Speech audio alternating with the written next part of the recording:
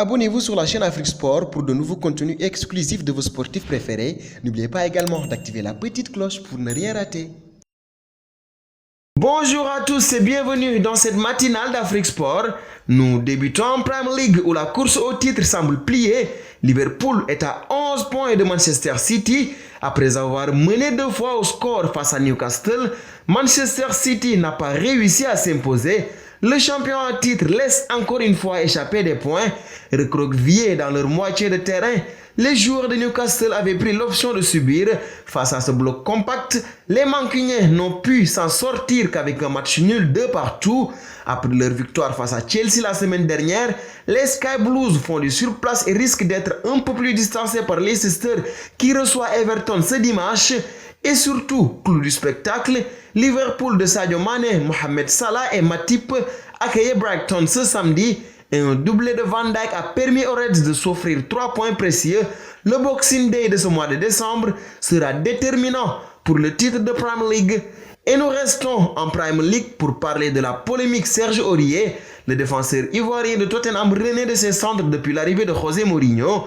Mardi dernier, l'Ivoirien a été décisif avec Tottenham en Ligue des Champions face à l'Olympiakos. Il a été auteur d'une passe décisive et a permis à son équipe de renverser le club grec. Depuis ce but, les polémiques affluent. Plusieurs sont ceux qui ont dit que l'ancien joueur du PSG aurait craché sur un supporter lors de la célébration de son but. Dans un message publié sur Instagram, Serge Aurier sort du silence et fait la mise au point.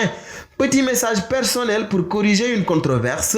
Je ne cracherai jamais sur les animaux, encore moins sur des humains. Sur les supporters de ce club, je ne le ferai pas non plus. C'est un club qui me donne l'occasion de m'exprimer et de faire mon travail. Concentrons-nous sur les objectifs les plus importants à venir, a-t-il posté sur le réseau social. De quoi calmer les ardeurs de certains supporters qui le critiquent vivement. Une touche de Ligue des Champions africaine avec le TP Mazembe qui démarre parfaitement sa phase de poule. Devant leur public, le Corbeau ont disposé du Zamalek 3-0 ce samedi. Fidèle au plan qui avait fait son succès en Coupe de la Confédération la saison passée, les Égyptiens se sont présentés compacts sur la pelouse de Kamolondo. Privés de Rainford Kalaba, victime d'une crise de paludisme, les hommes de Pamphile Miao s'armaient de patience et parvenaient à faire sauter le verrou par Jackson Mouleka à la 60e minute avant de doubler la mise dans la foulée par Trésor Mputu à la 66e et de parachever le succès par Jackson Mouleka encore lui à la 94e minute. Entré en jeu une paire de minutes avant le début de ce festin offensif, Patou Kabangou signait un triplé de passes décisives. La jeunesse alliée à l'expérience a ainsi permis aux autres de remporter ce choc entre quintuple vainqueurs du trophée et de clore en beauté cette semaine de célébration du 80e anniversaire du club. Parlons Ballon d'Or, le vainqueur sera connu demain soir et malgré son rôle clé dans le déroulement de cet événement, l'Ivoirien Didier Drogba n'a pas encore été informé de l'identité du gagnant. Celui-ci est pourtant connu depuis plusieurs semaines puisque les 180 journalistes du monde entier appelés à voter devaient se prononcer avant le 9 novembre. Depuis une douzaine de jours, il y a une foire aux rumeurs. Ça fait partie du folklore. Ça ne nous dérange pas. Actuellement, il y a très peu de personnes au courant des résultats. Didier Drogba, qui va présenter la cérémonie, n'est même pas au courant des lauréats, a ainsi confié le rédacteur en chef de France Football, Pascal Ferret. Le suspense reste ainsi entier. Une petite pause sur l'organisation de la CAN 2021 avec notamment les constructions de stades qui prennent du retard au Cameroun.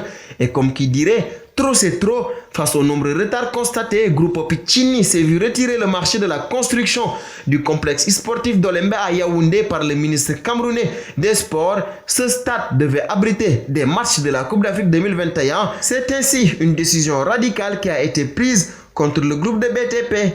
Et on termine cette matinale avec une autre compétition majeure, c'est l'Euro 2020, dont le tirage a été effectué ce samedi. Et on a dans le groupe A, l'Italie, la Suisse, la Turquie et les pays de Galles.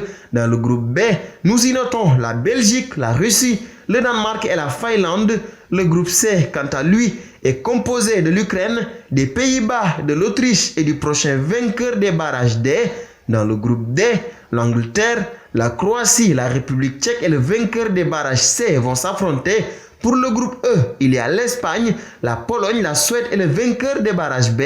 Et enfin, le groupe F, qui est celui de la mort, abrite l'Allemagne, la France, le Portugal et le vainqueur des barrages A. C'est tout pour cette matinale d'Afrique Sport. Nous vous remercions pour votre fidélité et vous donnons tous rendez-vous demain pour une prochaine matinale.